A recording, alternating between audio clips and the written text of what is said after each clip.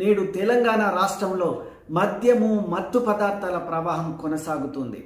గతంలో మద్యము డ్రగ్స్ అంటే కేవలం పట్టణాలకు ఉన్న వాళ్ళకే పరిమితం అనుకున్నాం. కానీ నేడు కుగ్రామాలకు కూడా చేరింది. డబ్బున్నవాడు డబ్బు లేనివాడు కూడా అలవాటు పడ్డాడు.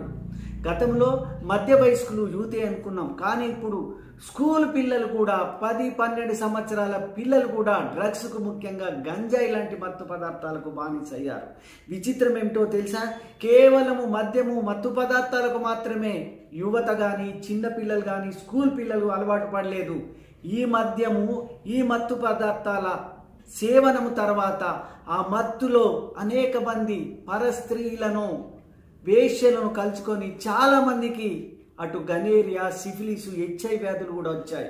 నేను కేవలం 12-14 సంవత్సరాల విద్యార్థులను చూస్తే వాళ్ళలో చాలామందికి గనేరియా, సిఫిలిస్ అంటు వ్యాధులు పాజిటివ్గా రావడం బాధ.